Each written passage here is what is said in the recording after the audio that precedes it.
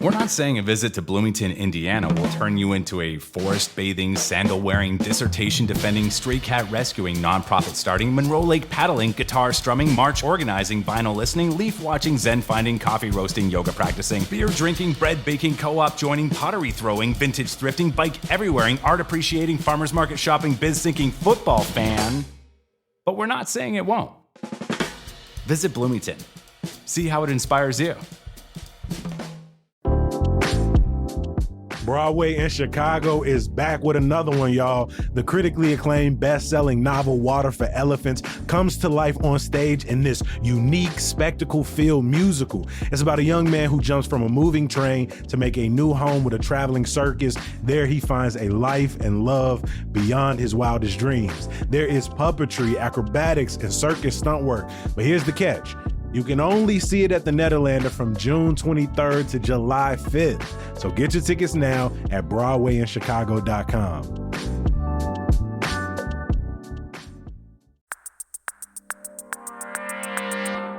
Today on CityCast Chicago, we've got even more mayoral candidates for you, how to get the most out of Pride Fest, and good news from my night owls out there. It's Thursday, June 18th. I'm Jacoby Cochran, and this is what Chicago's talking about.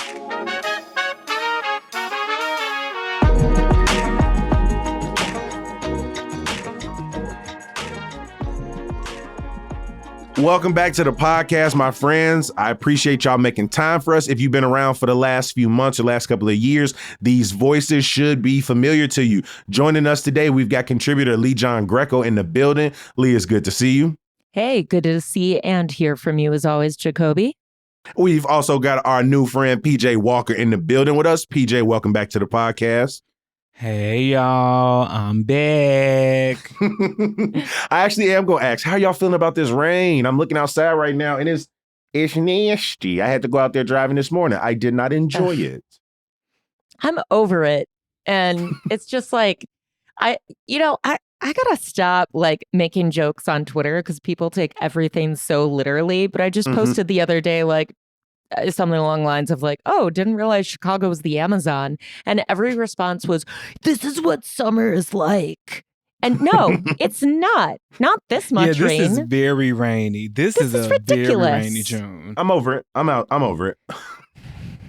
The outdoor pools in Chicago are scheduled to open tomorrow. The best thing you could do for yourself is either call ahead, check the website just to see if everything is open and running on schedule. Lee, at the top, you said you are already over the rainy June, but something honestly, it's probably too early to be over it, but to everybody, to each their own. And that's every single week, yet another person coming out the woodwork to give that speech where they go, with the support of my friends, family, and community, I will be running to be your next mayor of Chicago. We got that speech earlier this week from another candidate. Who was it, and what are they running on? Yeah, so George Cardenas is running for mayor. He just announced that on Tuesday. He is a Cook County Board of Review commissioner, and previously he was alderman for the 12th Ward. That's the seat in Brighton Park and McKinley Park that is now held by Julia Ramirez. And, his background is a little bit more of a moderate Democrat. He was the deputy floor leader for Mary Lori Lightfoot, meaning he whipped votes. That's kind of just like, he's the guy that makes sure that things are going the mayor's way in city council, if that makes sense. They need extra votes for the budget. Want to make sure an ordinance either gets through or gets killed in committee. That's the person they sort of sent out to do their bidding. Yeah, they're pushing it across the finish line. And, not only was he an ally to Mayor Lori Lightfoot, but same goes for Mayor Rahm Emanuel, Mayor Richard M. Daley, the younger Daley. So, he's not like a progressive by any means. And when he rolled out his campaign yesterday, he seemed like he was going in the direction of, we want fiscal responsibility for the city of Chicago. So when I got the press release for this the night before, my thinking was, oh, okay, we just had Susana Mendoza announce her candidacy. Now we have another moderate Hispanic Democrat who's announcing as well. Is this going to cut into her vote more? I don't really think he is a threat to Mendoza. No, my thinking was with Mendoza announcing in Little Village, was it last week or a couple weeks ago? Mm-hmm. Cardenas announcing in near McKinley Park, Yeah. that these were two individuals who really need the name recognition in Chicago. Like us, we've heard these names thrown around, but often state comptroller and Southwest Side alder are not Mhm. necessarily the political positions that engender a ton of name recognition across the entire city. And so it makes sense that these are two of the first candidates to announce versus some of the other potential candidates who have maybe statewide positions that are a little more notable, or even the mayor announcing that he's going to run for reelection, which again is pretty much guaranteed at this point. But again, between Mendoza and Cardenas, it feels like they're trying to get ahead of some of those other big name announcements so that they can start sort of laying a citywide campaign. Maybe I'm a little bit more familiar with Susana Mendoza, but I do think she has been trying to reach regular people who might not be as tapped into Chicago politics through social media. She's been doing a lot on TikTok over the past year, visiting all these different neighborhoods. Her YouTube, regardless of how you feel about the videos, if you watch her tours on YouTube, they've already gotten her across the city from Uptown to Chinatown to Little Village and other spots. And so, yeah, she's clearly doing the work of, again, trying to grow that name recognition, talking to everyday Chicagoans. I mean, is Cardenas on social media? Has he been doing anything prior to this announcement to kind of lay that groundwork?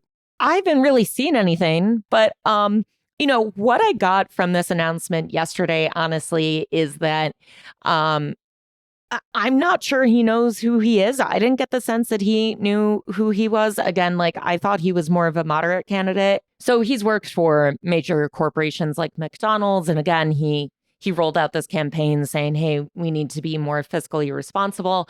So what I wanted to ask him was hey, you're moderate. How are you going to distinguish yourself from Mendoza? And then he interrupted and said, well, I'm a progressive on some issues as well. But then he didn't really define what those issues were. Mm-hmm. And that wasn't the only thing that wasn't defined. I just felt like his whole campaign announcement was a confusing word salad. Mm-hmm. He kept talking about this thing called Parenting Matters, which is, he wasn't saying Parenting Matters lowercase p, lowercase m. He was saying that sounded like an initiative. Yeah, an initiative, Parenting Matters, the after school matters. And I asked him for clarification after, because one of the other reporters said okay, so this is some sort of program where the city gives parents a stipend to, I guess, intervene with their kids. So then I asked him later and he said yeah, that stipend could range from 150 to 250.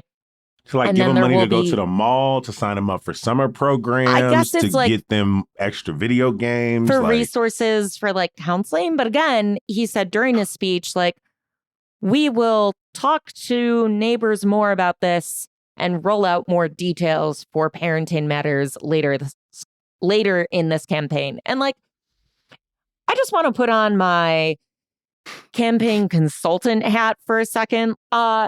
My number one piece of advice would be, if you are announcing your candidacy, don't roll out a platform if you don't have that platform ready. If you don't have a website, that's one thing. But bro, you chose to be here. No one you're not on any type of clock. You get to just, for all practical purposes, make shit up.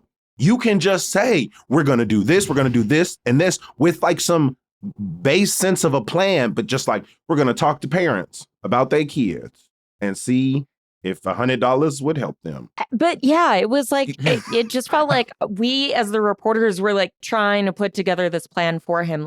He also had behind him just all of these graphs and bar charts about the budget. And 20 people he clearly never met up until last week. I mean, I can't speak to that. I'm not gonna say. I know saw them pictures. He don't know all them people, Lee. I know you can't say it definitively, but I will I'm not for gonna you. say it, but I guess He do not Jacoby, know that's them your people. opinion.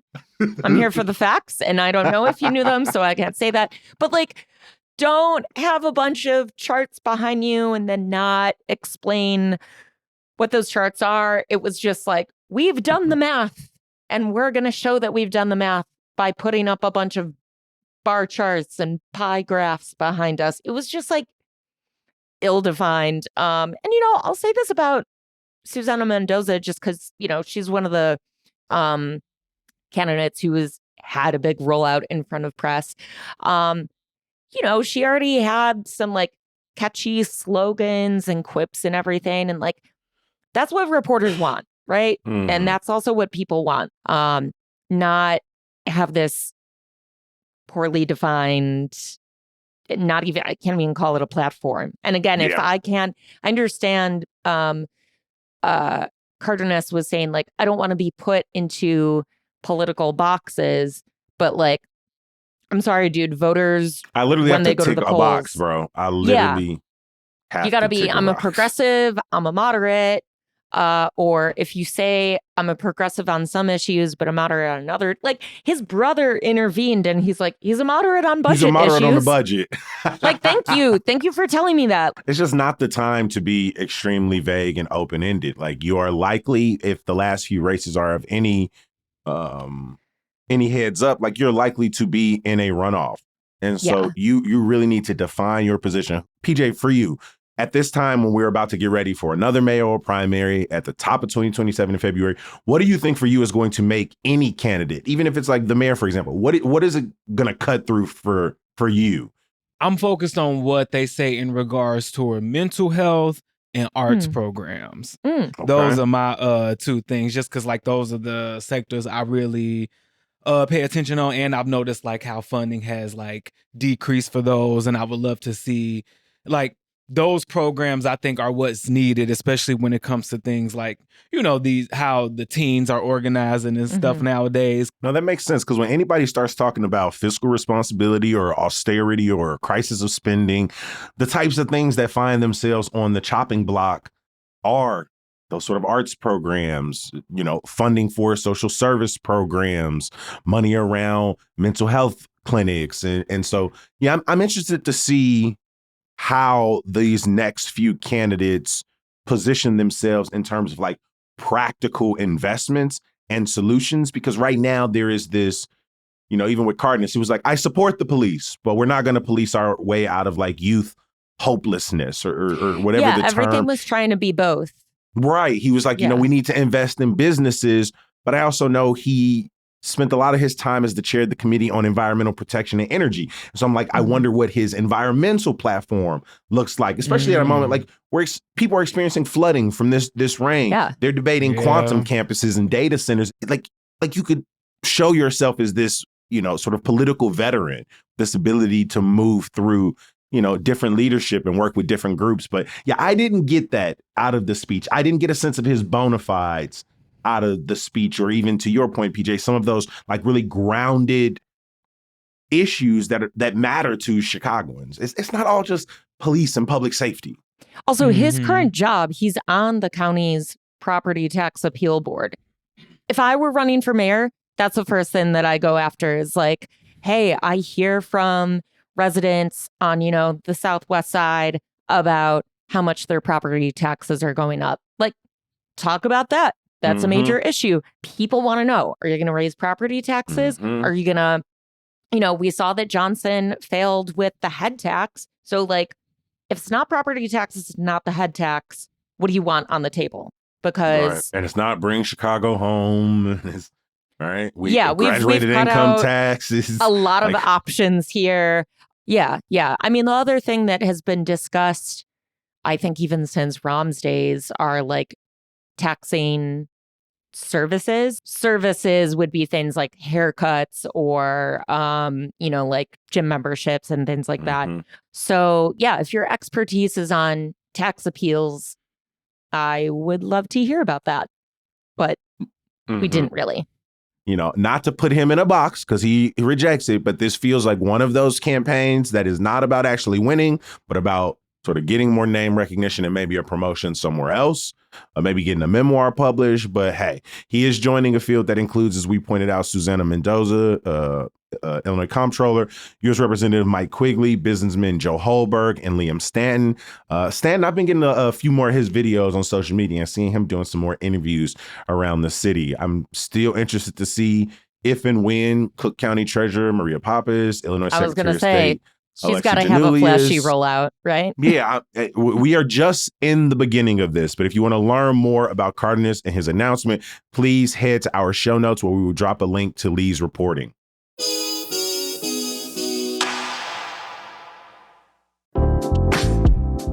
Don't miss Leopold Statt at Writers Theater in Glencoe and the late Tom Stoppard's final work. We follow multiple generations of a Jewish family through 5 decades of daily life until history takes it all away. The Tribune calls the Tony Award winner essential viewing, and Stoppard worked with director Carrie Perloff on revisions exclusive to this production. Leopold Statt is the largest production in Writers Theater history, so you don't want to miss it. Get your tickets today at writerstheater.org, and that's theater with an R-E.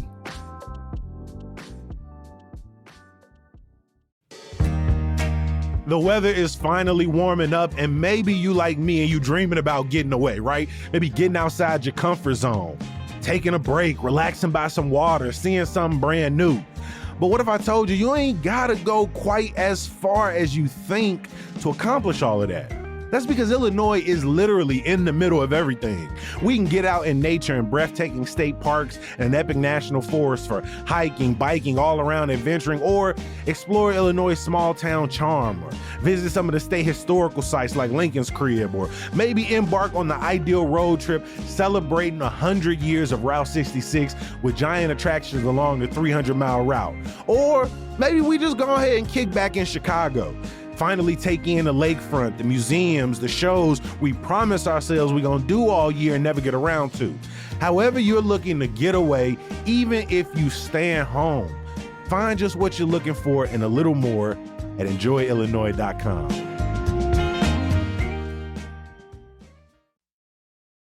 PJ, we talked about it all week long. This is a busy ass weekend. No matter if it is rainy or sunshine, people are going to be outside celebrating Juneteenth across the city. Also, the Pride Festival is going down this weekend. Let's start there with Pride Fest. We talked some Juneteenth events yesterday. Have you been to the parade and Pride Fest in sort of the last few years, PJ? Yes, I went to Pride Fest.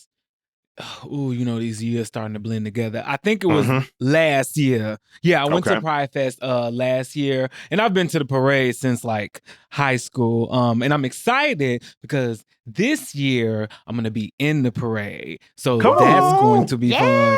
Yeah, we're gonna be walking. What you doing in the parade? Just walking and looking cute like I always do. You know what I'm saying? That's what I'm gonna do, and I'm glad the path is just a little short because I said, how long we gonna be walking? So it's gonna be cute. But no, yes, I am excited for Pride Fest this weekend. It is the 20th and the 21st. The festival is gonna be held along Halsted from Grace to Addison. And it's just music, food, DJs, drag queens, all types of stuff. It is fun. Now, it is a free event, and they asked if you donate, which would be cute. You know what I'm saying? Because, the artists got to get paid too. And there's so many people performing. I am excited to see Duran Bernard, of course, as everybody else is. And honestly, if you going, I would say probably get there early because his set is going to be packed, okay? And then also somebody I'm trying to see is DJ Cashera. She'll be there Sunday at the Waveland stage at 12 p.m. at 12 o'clock. So make sure you come out, and they got different stages. It's 3 different stages with live music, and something new that they doing this year is they have like a space for teens, which will have like performances and games and giveaways and even counseling support and things like that. So, if you have, a young baby gay, who needs some fun and some confidence boosting, bring them on out, baby. We love all the gays, okay? But no, yes, I'm definitely trying to go. One thing I would suggest, y'all, because I was looking at the weather this weekend, bring an umbrella or some type of rain protection, poncho, whatever you got to do, because it looks like it's going to be rainy, as it has been. And I looked on the website and they said this event will happen rain or shine. So, okay, cover up. All right.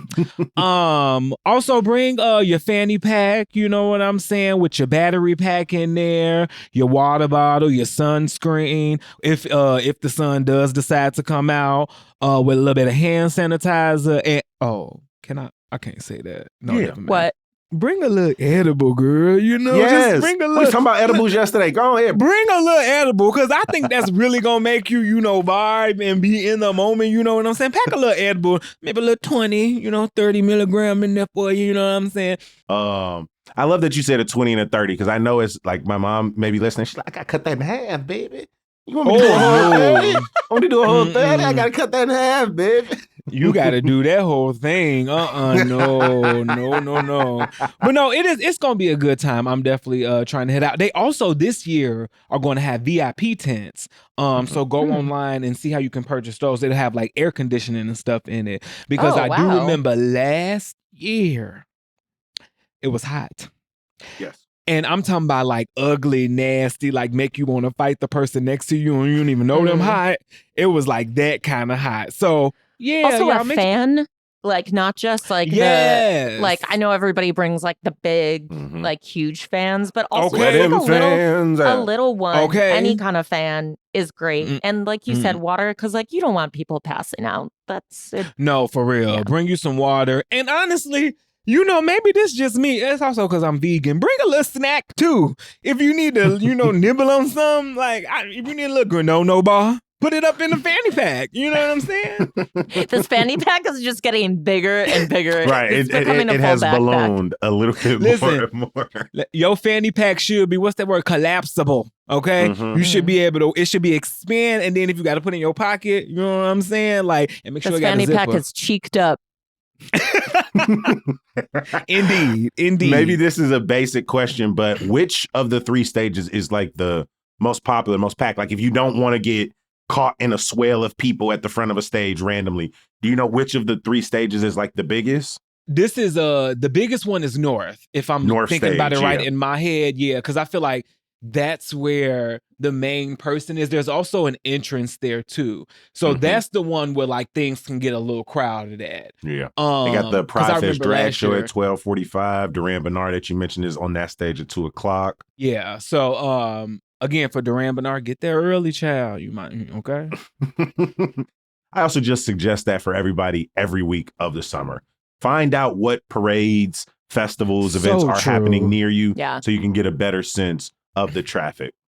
I'm personally still like very like COVID safe. Like I still mask on the CTA all the time, but a lot of people aren't thinking about like getting COVID in the summer or getting sick or anything, but like especially you're on a packed train or you know, even the club or wherever, like wear a mask, because at the end of the day, that's how you keep your community safe. And Pride is about, like looking out for people in your community. And I think that's something that we can also do. So pack that along with your edibles and all that good stuff. Before we move on, PJ, I also know you wanted to give some shout outs to some Black queer organizations that are putting on, whether it's Pride or Juneteenth events this weekend. Yes. Being that it is Black, that it is June and Pride, you know what I'm saying? Black and gay stuff, y'all know it's my favorite. Yeah, I just wanted to highlight some organizations and businesses and things like that like not only can you celebrate with during Pride, but also after. So Two organizations I definitely think everyone should check out is Brave Space Alliance and Lighthouse Foundation. Brave Space, that was founded in 2017 to fill the gaps in service for trans and LGBTQ folks living in the South and West Sides, and it has been doing great since then. They have a lot of programming and things going on. They just announced their new CEO. Who got hired, I want to say within the last couple of weeks, Nikki Patton.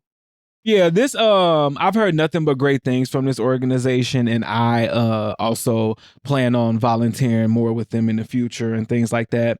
And another organization I would like to highlight is Lighthouse Foundation. They were founded in 2019. They were founded because of like all the incidents that were happening in the queer community in Chicago, and how, you know, for some odd reason, Black LGBTQ people, you know, it seemed like they were the target. Like, I don't know if y'all remember when Miss Progress was like, "We not playing no more rap music." And it's like, girl, that ain't right. You know what I'm saying? Or like some other businesses just, you know, calling the police on Black queer individuals. And since then, they have expanded, and they provide educational programs that just give Black LGBTQ individuals the empowerment they need when finding themselves, and also just how they play a role in the activism space. You can go to their website, lighthousefoundation.org, to learn more about programs and things like that. And then a last little event I want to tell is, if you want to see something funty, you know, I definitely think you should come out and see the Black queer improv group called Fruity Cousins. It is a group that was created and produced by me, and I created the group because I wanted to see more Black queer representation in the improv world. Like, okay. I love Chicago and the comedy scene, but y'all, one thing here, it just can be pretty straight white man-ish. And sometimes like that comedy, it's like, all right, girl, you got something different. And we definitely trying to create something fun, something unique. And the reason we came up with the name, because, you know, at one point we all was the Fruity Cousin. But one thing you can believe, with the Fruity Cousin, you always had a good time, okay? And that's one thing we gonna give y'all, okay? So make sure you come to IO Theater on the 27th at 9 p.m. for some comedy, some stand-up, and some improv, and you gonna leave full. You will.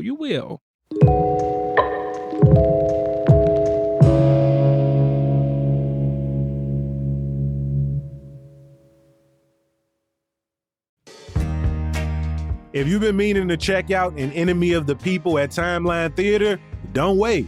Yeah, they've extended the run, but it must close June 27th.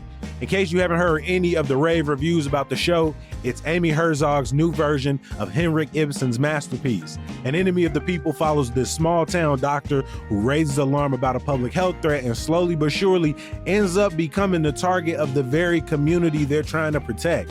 With 4 stars from the Chicago Tribune, the show takes on big questions about integrity, truth, and what happens when standing up for what's right puts you at odds with everyone around you. The kind of theater that people are still talking about on the way home. Plus, you get to see the Chicago premiere at Timeline's new home at 5035 North Broadway in Uptown. I was just driving by it and it looks beautiful. But again, An Enemy of the People must close June 27th. So get your tickets now at timelinetheater.com.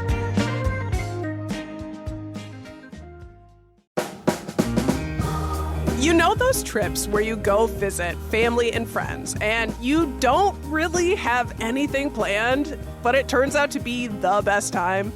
Because you're with the people you laugh harder with than anyone else. That's what Destination Madison is talking about this summer. Their Wish You Were Here getaway guide is inspiring people to plan the kind of feel-good getaway that, if we're being honest, we all need more of right now. So if you know someone who lives in Madison, Wisconsin, you're going to want to invite yourself over, as in, wish I were there. Meet up in Madison and visit featured places between now and October 30th for a chance to win one of 6 themed prize packages, y'all. Those include dining, hotel stays, and more. Destination Madison has made it easy by providing postcard invites, itinerary ideas, and packing lists, so you can focus on having fun together. So stop missing friends and family and start inviting. Today, go to visitmadison.com/wish. One more thing before we get out of here. Now, this was inspired by, I've said it 1,000 times on the pod, I'm currently visiting all the libraries. But before I started, I was trying to think through what is feasibly possible to visit every single one of in Chicago. So our colleague in Salt Lake City, Ali Vallarta, she's the host there. She has visited every bar and I think park in Salt Lake County. Wow. And when you see the full list, it's like, it's a lot. And she spent years doing it. But I'm like, okay, if I tried to visit every park and bar in Chicago, I don't know. I feel like I might keel over. And I feel like we understand that you live in Chicago. There's no way you can see something of everything or go to every single neighborhood and try something without a lot of real intention behind it. And so I wanted to know if y'all set y'all sights on trying to attend one of everything or you know, every version of something in Chicago. So like, I want to visit every museum or every place that sells a burger, right? Like that's not a chain. Like, what would that be for you? So Lee, if you had to accomplish this task, what would you set out to visit? Well, I know I talk about this a lot on the podcast and also have probably bothered Simone about this a lot, just texting her on the weekends, but it's beach ? One, I feel like when it's not raining all the time, I'm at the beach, and I feel like I could feasibly visit every single beach. I've done Montrose, North, Foster. So I've been on 63rd Street. Briefly been at 31st, but like only at night, so I haven't done it during the day. And I've been to Loyola Beach, but I could also do that during the day because I've only been there at night. Also, Oak Street Beach and Ohio Street. I've been to those. Every beach in Chicago has its own vibe. So like Montrose, I like it because everybody's there. It's got families. It's got like young people, older people. Like it's a good mix of everybody. And then, you know, like Kathy Osterman Beach. That's like the gay beach or like, you know, Hollywood Beach, whatever you want to call it. North Ave is like, it's like a chaos Muppet. You never know what you're going to get.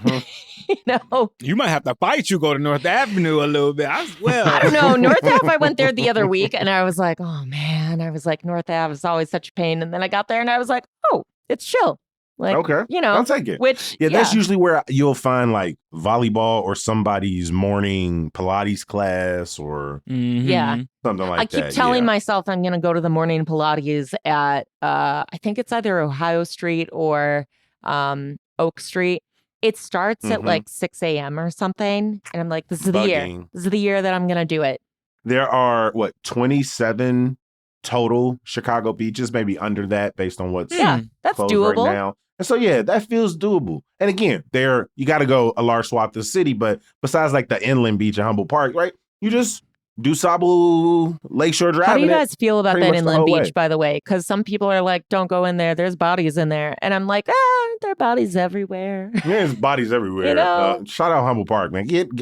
I love sitting on the benches right off of that. I've never fished in it or swam in it, but I have walked it, swan boated it. Would you swim in it? Would you wade in it, rather? Like, are you cool? Yeah, like, I wouldn't mind it. Yeah. I wouldn't mind it. PJ's shaking his head like, no. No, PJ has a different take. This is all, you know, this is different because the beach, you know, listen. Do you not like the beach? The beach ain't really, she not really my girl. Listen, it's something about that sand. There are concrete beaches. PJ, I love the concrete beach. Oh, that's that one over there where they be jumping in. Because I swear, you go to the beach Monday, sand gonna be in your house till 2 Mondays from now. And I get so mad when I find sand. Okay? It just really upsets me. I just Why is this in my house? My mother, we get back from the beach or something, my mama would stand us outside of the house with the water hose and hose us down. And then we had to get in the shower. So I know we are not catching PJ at any of the city's 20 plus beaches. So PJ, if there was something in a city that you could visit every single one of, what would it be? I would like to visit every single theater. Oh, Whether it is, I like that. and by that I mean like movie theaters, like performance theaters, whether it be open or closed. Mhm. I would like to see like all the Chicago theaters because we have so many. do you mean open or close, like Um, inside or outside, or you mean like they are shuttered and you want to go inside the ones that are like? Like if like we can do a safe little tour, like where we just walk in for 5 minutes and leave. Like a little I would Avalon Regal. Mhm. yeah, like because especially like what's the theater up here? The one in Uptown next to Green Mill? Yeah, Uptown Theater. I just think that would be fun. Just like, I don't know. I feel maybe it's the theater in me, but I just love the theater. Like, I just love to see a big old theater and just be like, ooh, y'all putting on shows and production here. And like, you know how like when you go into the theater and you just feel this grandness. Mhm. You know what I'm saying? Like sometimes I be wanting to feel like I'm Brandy in Cinderella too. Oh my God. You know what I'm saying? The best version of Cinderella. The only version, if you ask me. Holla at your boy. Okay. But no, yes, that's it for me. All the theaters in Chicago. I'm seeing there are over 250 theater companies Wow. in Chicago.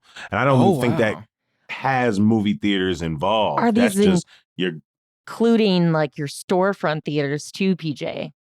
Okay. Yes. I like, do think all this of number them. is counting them. Yeah. I would like to do the storefronts, the bigger ones, all black boxes, Mhm.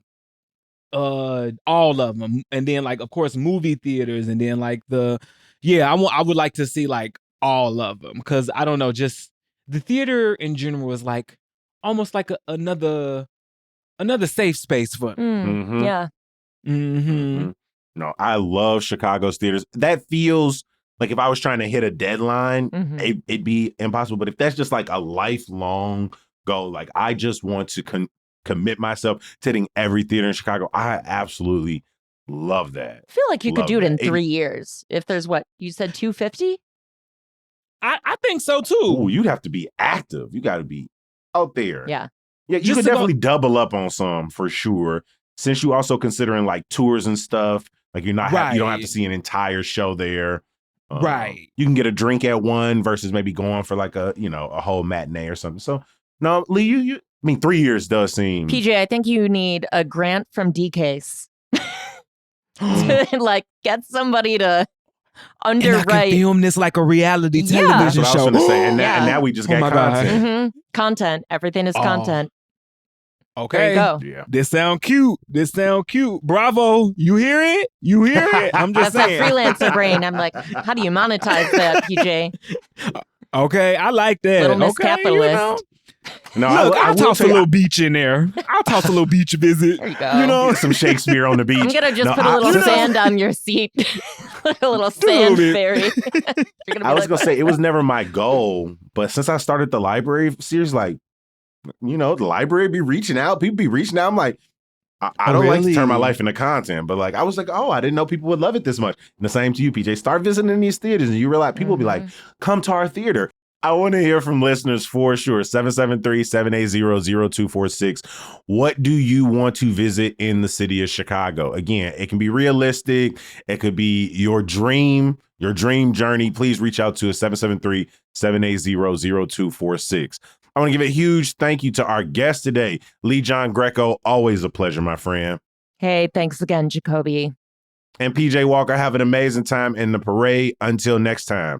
thank you so much for having me. Every episode of the pod ends the exact same way, and that is with some good news. The Green Mills Late Night and Citywide Jam Session returns this Friday and is every Friday from 1 a.m. to 3 a.m. And of course, that means late night jazz at the Green Mill is also back. They're going to be playing music until 4 a.m. on Fridays and then 5 a.m. on Saturdays. I got all the information for you in our show notes.